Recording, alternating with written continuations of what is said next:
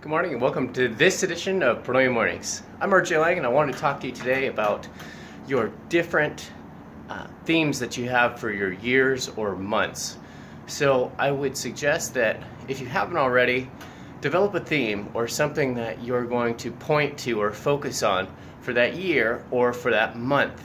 Some people have a 21-day challenge. I know I do at work, and that's good to have your goals on the board so they're visualized and so you can see your progress as well and be accountable to that. But what about your overall focus and your overall goals?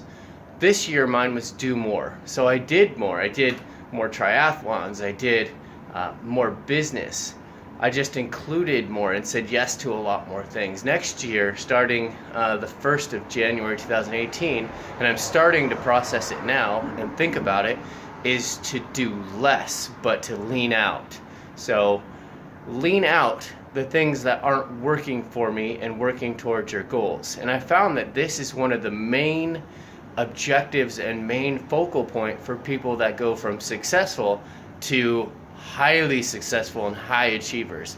I'm listening to the Darren Hardy program, Insane Productivity, and he mentions in episode 5, or what does he call it? It's not an episode, but it's a anyway, so the 5th chapter, and he says that you need to focus on not only the Pareto's principle, which 80% of the tasks done are done by 20% of the work that you do, but continue to draw it down. So of that 80% of productivity that you're getting, what are those 20% of the activities that you're doing, and then break it down to what's the 10%, what's the half that's producing more than that, and so on and so forth. So if you haven't already, you need to be specific about your goals and your focus, and then start leaning out the activities that you do, because everything that you're saying yes to means that you're saying no to something else.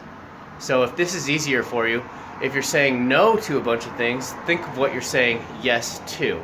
And those must be the important things. Your family, your career goals, the amount of money you're making. So what are those things? The things that are trivial and urgent are easy to do. Your emails, your voicemails.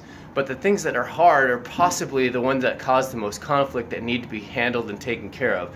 Maybe the relationships that you're having that are stressing. You need to make those phone calls. You need to make those small things that can take up a little bit less of your time than all of the emails, Facebook, social media, news, sitting in front of the TV that maybe you think is trivial, that take up a significant amount of your time. So I would invite you to lean out with me next year, and then we'll focus on the things that we're getting the best results from.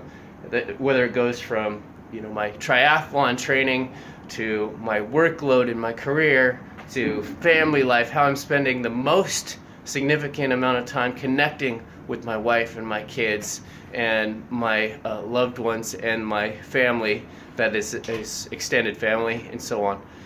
So I hope this helps you today. I know that it's helped me to decide on what my next year's theme will be, and we look forward to seeing you on Monday for some Miracle Monday action.